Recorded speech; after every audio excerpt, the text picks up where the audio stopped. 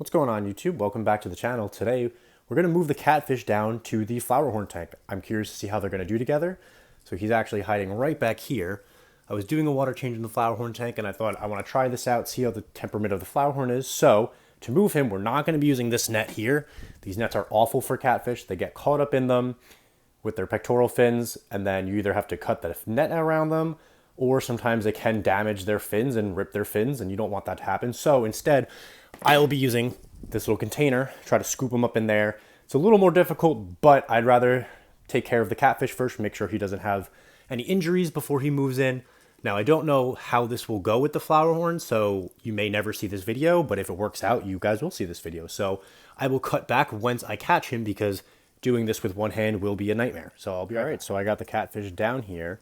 Now, I was curious because when I pulled him out, he's doing fine. He's basically the length of this whole container. So I actually got a ruler out, and I was curious how long he is.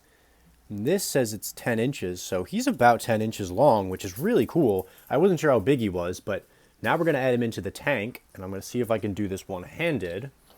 And we're going to see how he does with the flowerhorn. I'm very curious to see how they're going to do. I'm hoping everything works out well. Ooh, let's see if he'll come out. Give him a chance to squeeze on out. Let's see how they do. I'm very curious. I hope they work out. There's going to be some curiosity and some nipping. But that doesn't look too bad. Of course, you're going to have a little bit of aggression. There's nothing wrong with that. But I'm not seeing the flowerhorn immediately attack him that much. Pushing him a little bit is fine. Trying to figure out who's dominant and whatnot. That's fine. This tank does need to be filled up more. I was doing a water change on it. I figured I'll throw him in now, because I'm going to add some more hiding spots for the catfish so we can get away from the flowerhorn in case he gets bad.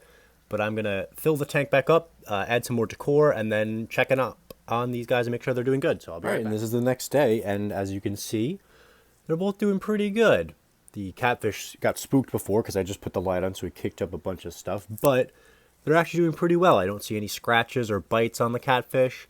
Looks like the flowerhorn's been playing nice and not bullying him too much. So hopefully this works out. I added this little cave. I think the catfish will appreciate that. He can get away from the flowerhorn if need be. But yeah, I'm really excited to see how this will work long term, even though I'm a little skeptical to see, because I'm not sure how this flowerhorn's going to be. But I figured for the catfish, this might be a nice little change of pace.